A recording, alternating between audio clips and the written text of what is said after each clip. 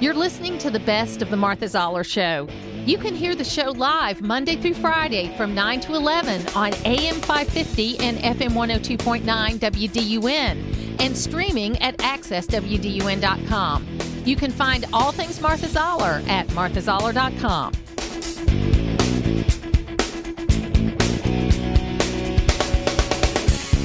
Bill Crane is with us today for Crane's Corner.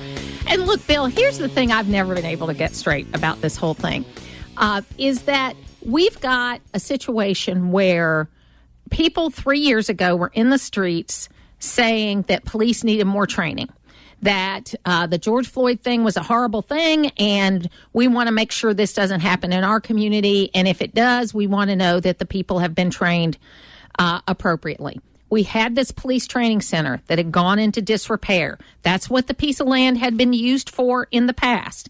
Then we come up with this new idea of a police training center that's not only for police, but is for firefighters and all kinds of other first responders. You'd think people would be happy about that. Well, I would submit to you that the majority of people in the city of Atlanta still would welcome the Atlanta Public Safety Training Center and the funding that's being offered by the Atlanta Police Foundation. You got two things going on. Now, I will acknowledge that public sentiment has shifted in the 18 months, that primarily the activists from not even just outside of Atlanta, but outside the state, in some cases outside the country, very cleverly came up with a snappy bumper sticker of a slogan, Stop Cop City. And they present their argument that it's tearing down a pristine forest. It's not. It was the Atlanta Prison Farm before it was a firing range, before it was a burn center, training center for the fire department. They talk about old growth forests being all over the site. There's old growth timber, but it's in the middle of a 3,000 acre forest, and we're talking about 180 acres that have already been well disturbed. They discuss the belief that it's going to militarize police in Atlanta and elsewhere. That's not going to happen. It's been expressly prohibited not to bring things like tanks onto the training grounds, even though those are, in some cases, as we saw in racial justice protests with the National Guard being deployed, there are instances in civil unrest where heavy armaments will be deployed, but not by the police department. And they also ask that no helicopters, strangely, be able to land or depart from there, which is odd, again, because sometimes you need to move police and fire personnel pretty quickly, and the air is the quickest way to do it. But there's been a lot of concessions made by Mayor Andre Dickens, the Community Advisory Committee that he appointed, the one before that. A large group of African-American ministers, including Andrew Young, have come out in favor of the Atlanta Public Safety Training Center. And I believe the petition effort that is winding down and running out of days is going to fall woefully short, even though they claim 100,000 signatures. A lot of those are going to be tossed out, and they're not going to be Atlanta residents. A better trained police officer or a better trained fire department official is a better trained police officer or a fireman. And I say fireman, fire person. That's not really in dispute. There's a belief that that's not what's going to go on there. And if you have any conversations with the activists, they would almost tell you that all police about are treating and locking up, or mistreating and locking up people of color, which again, okay, and that there's no evidence. First of all, most of the people in the police department and the fire department are people of color. Okay, including almost all the command structure, excluding the current chief of police. And he's an anomaly. I mean, in a big city. I mean, come on, that's it's one of those things, and that the people you see. I mean. You're going to laugh, but all you got to do is watch these cop shows on Friday nights, and you see that most police forces, whether you're talking about Border Patrol, police, fire, whatever, it looks like America. That's the phrase, right, that everybody wants to use. It looks like America, okay? It's not a bunch of white guys going into there and wreaking havoc. With billy clubs and guns. No, That's it's right. not. And a lot of significant percentage in Atlanta and a lot of the departments in the Southeast are also former military. So they come out of the military at 10 years or 15 years, or they don't go back for another tour, and law enforcement is a logical career transition for them. It's a different field. It's a different environment. There aren't enemy combatants out there.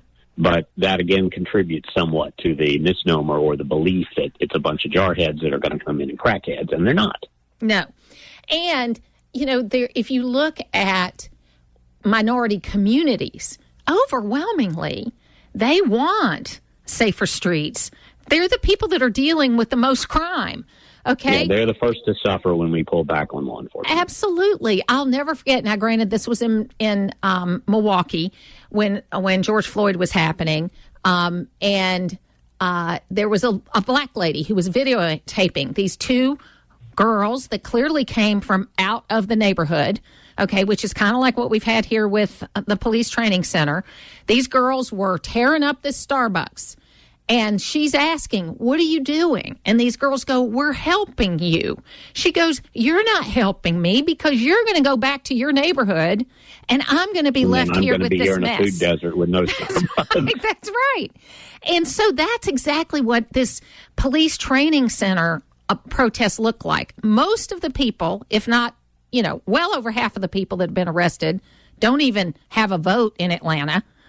Much less. And what bothers me the most about this whole process is this has been going on for 18 months. There's been an election in between where people have been reelected even though they supported the police training system. So either we believe in a representative government or we don't. Everything can't be by petition. We're not Ross Perot where you want to have a California. town. Yeah. Everything can't be done by petition. That's not that's not a representative democracy. Well, I believe this public safety training center will be built. And it also includes a lot of green space and a training center that's going to be aimed in a lot of ways at social justice types of training, in addition to standard police training. There are 9 regional police academies in the state. Atlanta is the largest police force, and there's a Georgia Public Safety Training Center in Forsyth for state officers to be trained. But we still don't have enough capacity, and we have shortages all across the state. And you have to put people through academy to make them sworn officers. So it makes complete sense, but that said, it's going to remain controversial until these folks who are protesting realize things like this, 61 people being charged, the cost of coming here and instigating is too high, or they move on to another target. In Minneapolis, they tried to do away with the police department. I know everybody can't fly, even though it feels like it when you go to Hartsfield. But if you've flown to New York and back, or you've flown anywhere coming into Atlanta, what you see is that basically from Baltimore to Boston, it's very little green space along the coast. You fly into Atlanta, and it is amazing how much green space there still is in the city of Atlanta, in the greater metro area of Atlanta. This is not among the trees grows a city. That's right. This is not a city that tears down green space. I mean, there's no evidence. There's no evidence to support that. And that's the other part of it that bugs me.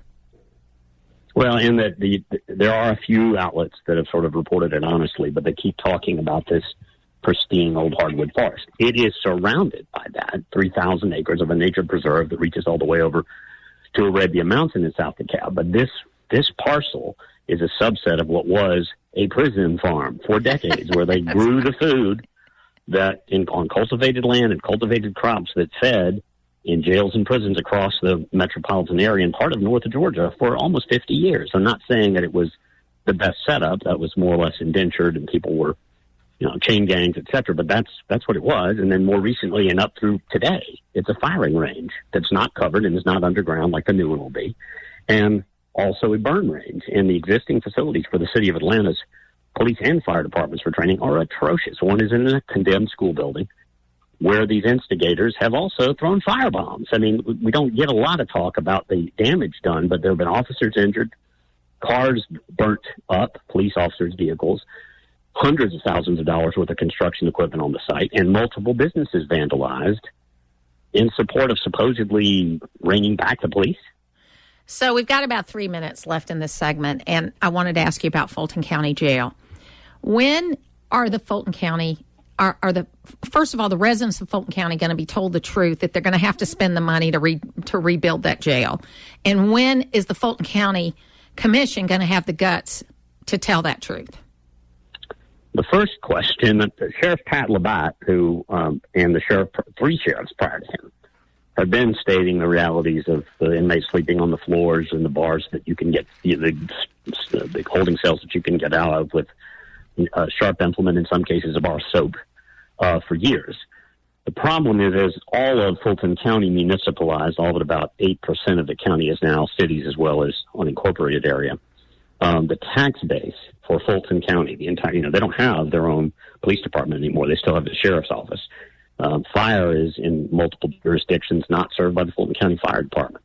And the resulting smaller tax base does make it a little difficult without a rather large bond float to pay for what is estimated to be a $2 billion new jail. It'll happen, but it's those elected officials, and we're coming into an even-numbered election year where they got to face the voters again. I expect in 25 or 27, if they haven't already done the funding, someone will float a bond issue, a special election. Now, and that is the way they'll get the money. Do these cities send their people to Fulton County Jail? All of them, yes. All of them. There's 16 municipalities. Couldn't that be done with a SPLOST? Could it be done with a SPLOST? And then they all agree on it? It could, but they'd all have to agree on it. Yeah. I mean, have you seen all of the 16 municipalities in Fulton County agree on anything? Now, I will give Michael Thurman credit in DeKalb. He did a few years back, got a 13 municipality agreement on a split of the SPLOST proceeds for infrastructure and city halls and all that sort of stuff. And he went around and, was personally involved in that appeal. I don't see Rob Pitts doing that. I tell you what, Michael Thurman is underused in this state. And, I know he's a Democrat, but I'd have to look at him hard if he ran again for something statewide. I wouldn't be surprised if that were to happen. Me neither. Bill Crane, thank you so much. If people want to know more about what you're doing, how can they do that? Check out my column, among other things, on Access WDUN under the staff blogs. And if you really are curious, you can just Google Bill Crane, CSI Crane, and you'll see a whole bunch. Absolutely. Good and bad. Videos. Just like when it's always dangerous when you Google yourself. I don't screen or try to pull the stuff out. But it's local radio, and that's why you're listening. It's the Martha Zoller Show on AM 550 and FM 102.9 WDUN. It is the Martha Zoller Show, and Rod Huey's here with me today. Good morning. Good morning. And Attorney General Chris Carr is here, too. And we welcome you, Chris. How are you? Good morning, Martha. I'm doing great. Hope you are, too. So tell us about the 61 indicted in Fulton County. Yeah, well, so this is a case, Martha, I know it's been going on for a while, and it's attracted a lot of national attention, but this is a case about folks that have been doing all that they can to stop the building of the Atlanta Public Safety Training Center, a state-of-the-art facility that will train first responders, firefighters, as well as law enforcement officers. And we allege in our indictment that these individuals try to stop the building of this facility in two different ways. One, by occupying the land that the training center is going to be built on, and two, engaging in acts of violence or supporting either one of those activities. And again, we've identified 225 different acts, 61 individuals that we contend participated in this activity. And again, this case is about acts of violence, Martha. It's one thing to disagree with the building of this facility. It's one thing to stand on a street corner and hold signs or disagree. And I'll support your right to do that. But when you start throwing Molotov cocktails at police cars and police officers, throw rocks and bottles, when you start lighting construction vehicles on fire, shooting police officers or terrorizing individuals just because they dared to sign a contract to help build this facility, well, in Georgia, we call that domestic terrorism. We've charged them also with racketeering, attempted arson, and money laundering, and we're not going to look the other way. So where did you have to file these charges? Well, we end up filing in Fulton County because when you file under the RICO Act in Georgia, you can file in any county where an act occurred, and we chose to file in Fulton County. Well, there's a lot going on in Fulton County right now. There is, no doubt about it. So what is this prosecution going to look like? Well, we've laid it out, and I don't want to get into the strategy of the case. Of course not. Again, at the end of the day, Martha, I'm just going to say, I don't know how we've ever gotten to where we are. We're literally talking about a public safety training facility that pejoratively has been called Cop City. But this is about firefighters and EMTs and police officers. And we need well-trained firefighters, and we need well-trained EMTs. And, yes, we need well-trained police officers as well. I just remind everybody, coming out of the social justice unrest in 2020, you had folks on the far left saying defund the police. And by the way, the folks that are supporting the acts of stopping this facility are now advocating for the abolition of the police, I'll just point out. But folks were saying defund the police, which was crazy. But almost universally, people agreed we need well-trained officers because it's not just about the folks that put the uniform on. It's about keeping communities safe. And so Atlanta did, I'll argue, what Atlanta has done many times with difficult with difficult situations, and they came together to solve the problem. The law enforcement community, the business community, the public sector all came together and said, let's put together a state-of-the-art facility. And that's what they've done. And it's one thing if you disagree with it, but some have chosen to engage in acts of violence, and we're not going to tolerate it. And the point is, they put it in a place where it had been for years. It just had gotten into disrepair. It is a part of it is the most wonderful thing in the world. It is true that when you come into Atlanta, there's still a lot of green space. For a city our size, we've got green space. But the piece of property they're talking about here was already a police training center. It had just gone into disrepair. So this property was developed. We've not only had it voted on, and there's been an election in between where people could have voted people out and gotten a different outcome, but didn't do that. So it's like, do you expect to vote for certain things and have them happen or not? And I just think that it's a lot of people that are not even from Georgia, not even from Atlanta, that are getting involved in that. Hey, Chris. That's right. Yeah. Hey, I'm sorry. Go ahead. Hey, how you doing? I'm sitting here and I'm listening to this, and I have two questions that immediately jump out at me. One, why did this jump off as such a bad thing, and what happened?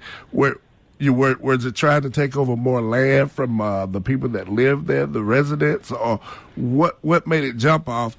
And two, I'm sure it's second shift that's doing all the fighting, the knocking out windows, the fighting and with the cocktails and all of that. When I mean second shift, the real protesters are in the first shift. They come in, protest peacefully, and go home. Second shift, they come in, and they're not even from here.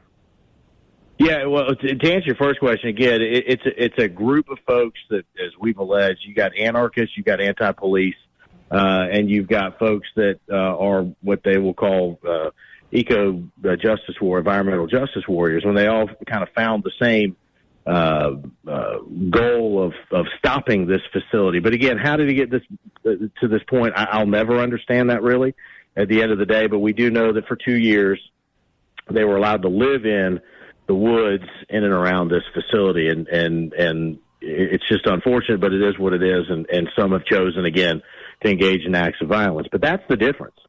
Again, there have been people that have been protesting and arguing over this for quite some time. Martha, to your point, I mean, this thing has been debated and discussed and voted on over and over again. It's been part of campaigns.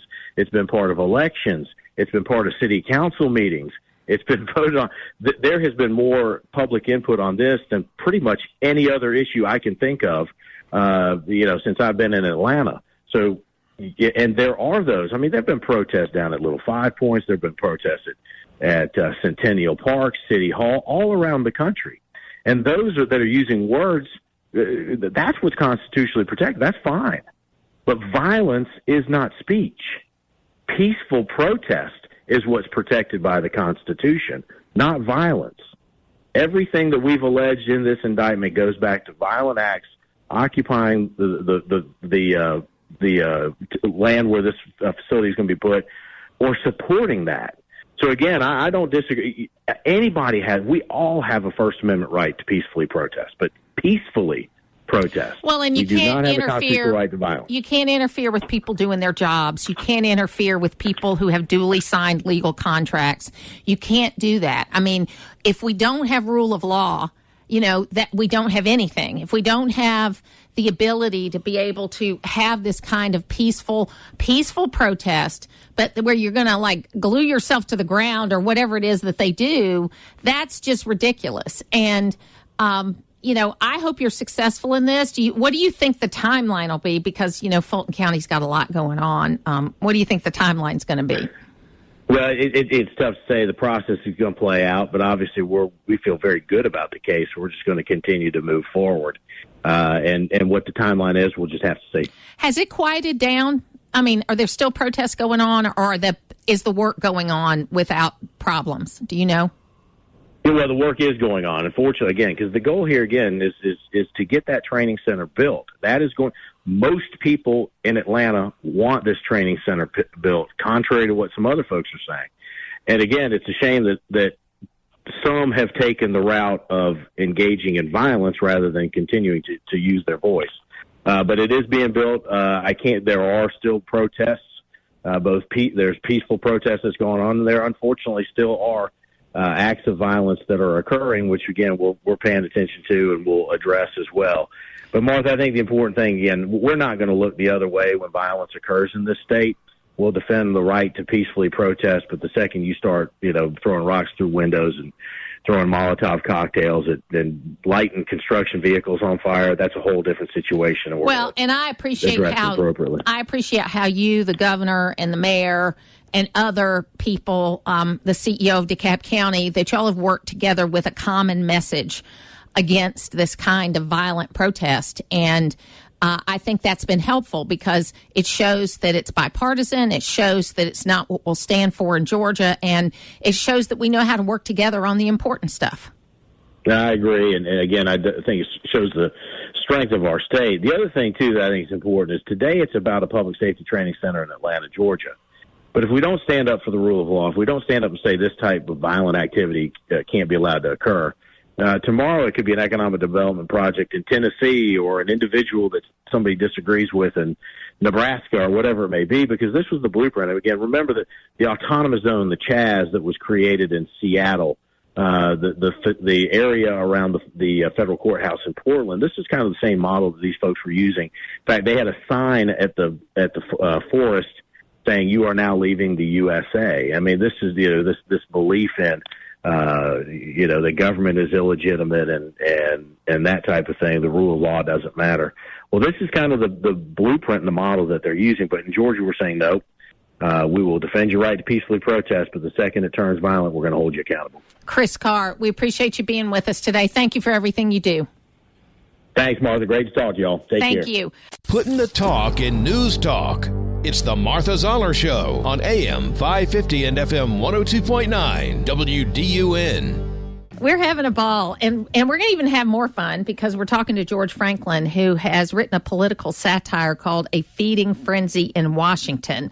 And I am looking forward to talking to you, George, because you've been a lobbyist and a businessman, but a candidate, as have I. Ran for Congress in 2012. How are you? I'm doing great. Thanks for having me on. So tell me about your run for Congress first. Well, wait, I have to first, in the interest of domestic tranquility, my wife, Molly Dye, who was chief of staff to Paul Coverdale, insisted that I start this out by telling you how much she enjoys your show. Oh, thank you very much. And I loved Paul. Yeah. I mean, Paul was a great guy. Yeah, she was with him in the state Senate and throughout his whole U.S. Senate career. So anyway, I promised her I would start off by telling you that she just loves her show. Oh, thank you very much. So tell me about your run for Congress. Okay, I ran in the Democrat primary in Michigan in 2018. I found out that if you come in second out of 6, it doesn't work. And as you know, it's an excruciating, exhausting undertaking. And I will tell you, I have the most respect for anybody, Republican, Democrat, liberal, conservative, I don't care, that gets in the arena. It is taxing. It is difficult. It's fulfilling, though, as you know, Martha. I mean, you do it because you believe in some things and you try to make a difference. But it's a grind. And I learned a lot. I'm glad I did it. I'm glad I'm done with it. And now I'm enjoying just writing some books and having some fun with the whole political system. Well, and I want to ask you a question about the primary process, because I was in a Republican primary and I went to a runoff, and yes, that's right, coming in second doesn't actually work. Right. But we have the reason why primaries came about was because they didn't want to, quote, have the smoke-filled rooms deciding who the candidates were going to be. Right. And what we've ended up with is a primary system that tends to put in the far right or far left of the parties instead of what we used to get, which was, which was somebody that was a little more electable. And I just wonder what you thought about the primary process. I totally agree with you. And what it has done is skewed both parties right or left, which, whatever your politics are, but it skews it to the extremes. And, the other thing is all these elections have become national elections. It used to matter whether you were in the Rotary Club and involved in the community and active with different entities, and it's becoming less and less so, and more of national campaigns on national issues, which I don't know is necessarily healthy. I know you pride this station and your show on a sort of a community format and serving a community, and I think that was a healthy part of being a member of Congress. It was more local, less national, but that's all been lost, and it's now national campaigns, and people are trying to get in front of Fox News and CNN and making it all a national issue. So what led you to write A Feeding Frenzy in Washington? Oh, I'm having a lot of fun with this. I was the head of government affairs for Kellogg Company for years. What a great job. Then oh, my God. Sounds like a great job. It was a great job. I loved it. And it's a great company. I think the world of it, I poke a little fun at it in the book, but it's all good-natured. And but I used to get a kick out of watching the whole world of Washington and the sort of the activities that went on around lobbyists. And throughout the book, there's a thread of reality. And the narrative, it's far-fetched, and it's about a bunch of food lobbyists, and there's a guy named P.J. Snake Boots Jackson, who's the lead lobbyist, and he's from Georgia. And then I've got a congresswoman from Georgia, from Demarest, named Barb Breen. And then one of the main characters is an expert fisherman from Dillard named Rod McDonald. And, people wondered all this Georgia connection. Well, actually, my whole family's from Augusta. So I've been in and around Georgia my whole life. And my dad graduated from the University of Georgia Law School in 1934. He is now in the great law firm in the sky. But he always had some great stories about Georgia and politics. And so, anyways, it's a good-natured satire. It's bipartisan. I have a congresswoman named Lucy Sprout, who some people might say, well, that reminds them of a certain congresswoman from New York, or it might remind them of a certain senator from Massachusetts, or she might just be a nutcase from California, which is where she's from. But we've got them all in there. And I start off by talking about there's a guy running for office in North Florida, and I had the opportunity to work in the Florida Senate between college and law school. And I'll never forget, there was a group of conservative Democrats who were called the Pork Chop Gang. And the Pork Chop Gang, God save us. And they were wheeling, dealing, bunch of scoundrels if I'd ever seen them in my life. So I start off talking about the Pork Chop Gang, and it's just fun, zany, kind of Carl Hiaasen, Christopher Buckley kind of book. Well, you got to laugh or you'll cry about what's happening right now, right? Absolutely. I said, let's all stand back and lighten up and, laugh a little bit here. The Republic will somehow survive. It's survived all these years. Sometimes we wonder how it does survive. You'll probably think that after you read the book, but we'll do okay. We'll do okay. Well, you have some other books. We're talking to George Franklin, and one of them is Raisin Bran and Other Cereal Wars. I love that. Yeah, I wanted to know about that. I know. Yeah. I know. We'll ask. So you think you want to run for Congress, and then Incentives, the Holy Water of Free Enterprise. Yeah. And the first book was Raisin Bran and Other Cereal Wars. Like I said, I was the vice president of worldwide government affairs of Kellogg Company. And I worked with a lot of really smart people that had MBAs and fancy degrees from all sorts of schools.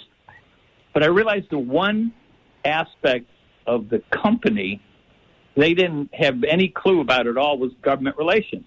So I called the dean of the business school, and I asked her, I said, do you teach government relations? And she said, well, no, that's political science. And I said, well, every major company in the United States has a government relations department, just like sales, finance, and marketing. But business schools just pretend like it doesn't exist. And it was. I thought, what I'm going to do? I'm going to write a book that tells people what lobbyists really do, as opposed to what they think they do. Yeah, So I tell you what, I'm a big fair tax person, and when I ran for Congress and when I got to the runoff is when I started getting the pressure from the lobbyists that, I know you've got to say you're for the fair tax because that's the way your constituents are, but that's never going to fly up here, and all of that kind of stuff. And it is interesting to me because if I had my life to do over again, George, I would get a job in an office on tax policy and as a staffer, and then I would be a lobbyist on tax policy because you can make a lot of money doing that. Yeah. Well, but the other thing, Martha, there's this there's the image of the lobbyists. They're wheeling, dealing scoundrels, and I get it. And actually, my lead character in A Feeding Frenzy, has all those sort of traits that everybody expects, but the reality of a good lobbyist is they have to be trustworthy, candid, and believable. Because you can pull a fast one time on a politician, but then you're out of business. Yep. If they don't trust you anymore, you're done. Well, and I will tell you, too, that a lobbyist is kind of a subject matter expert. And if you use them, because you can't know everything about everything. And so that's the way I think is the best way to use a lobbyist is as a subject matter expert. Absolutely. And that, and I remember I would go in and, you have to be straightforward on the politics. You have to say, these people are going to like you and these people aren't going to like you, which is true on every issue, right? There's somebody on the other side. But, you're an advocate. And, in fact, the guys at Kellogg, the sales team, they used to tell me, they say, hell, Franklin, you should be in the sales force. That's what you are. You're a salesman. And, they're right. That's what you are. You're a salesperson for your company or the issues you're advocating. George Franklin, it is so great to talk to you, and say hi to Molly and tell her thank you so much for her kind words. Okay. And A Feeding Frenzy in Washington is the book. And if people want to know more about you, how can they do that? They can go to georgefranklinauthor.com. And the book goes on sale on the 15th. And if you want some good laughs and, like I said, a bipartisan look at Washington in a fun way, buy A Feeding Frenzy in Washington, georgefranklinauthor.com. Thank you so much for being with us today, and we'll have you on again.